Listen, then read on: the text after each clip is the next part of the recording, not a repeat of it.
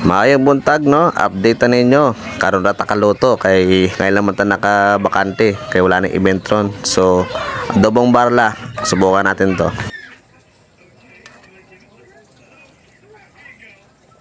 So, mao ni yung napalit na isda no, kay mao ning barato. Fresco o gikan panglawod kay kadlawon man nato nagi adto ano. Unsay tawag niyo aning isda sa inyo ah?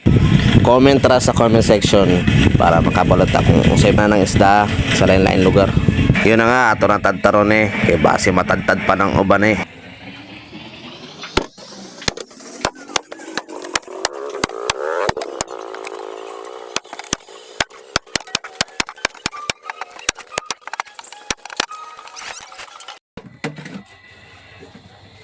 So nahiwa naman nato no. So atong sunod na ato nang hugasan.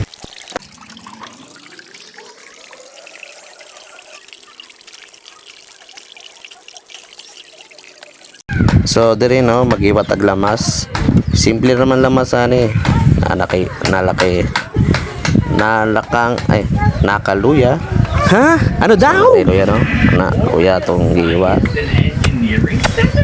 Ato isunod na bawang og sibuyas og espada. Karon naman ingredients sana.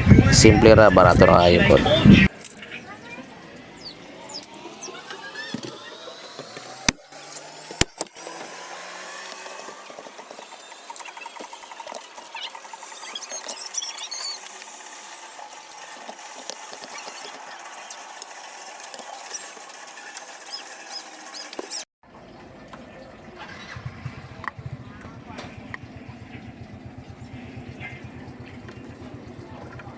So simple ra no, ibutang nato ng lamas.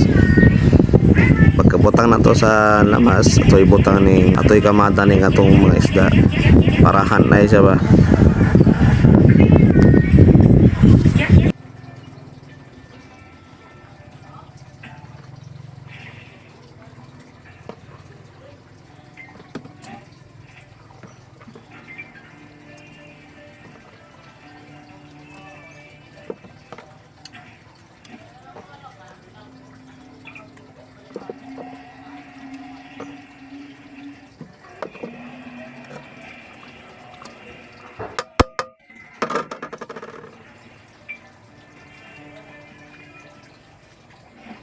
So no, ato ni timpla ko no. Pero depende dyan po sa inyo kung sa'yo ganahin nyo ko. Pat o kung ganahan tamis-tamis. Punta ka nagkalamay. Pero yung mo ganahan tamis, okay na yung ano, nangasin o patis lang.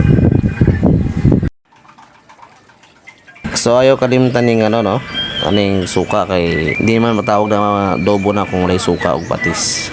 So diri dapitan no ni sulay kog magic. Boom. Na, ma'am magic. Ngibutha ang ano no, kaldero no. So ay pod kalimte ang atong patis. Kay di man siya matawag na adobo kung walang patis.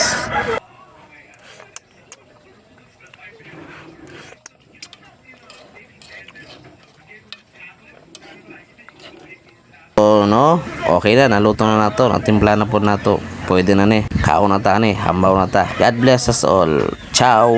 So tanan nagpa-shoutout to, shoutout na diri sa Tumoy og sa tanan ako followers. Salamat. Shoutout. Yan ay. Shoutout mo all. Shout out sa mga taga Manila. Taga Kalumpuyan. Yeah. Happy Pista. Kwan. Bayawan, manggalita no?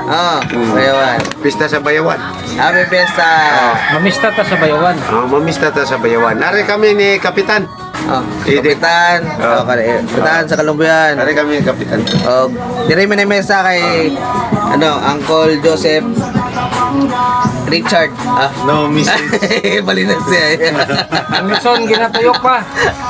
Ay, naubos na ka na eh. Sa tinood lang.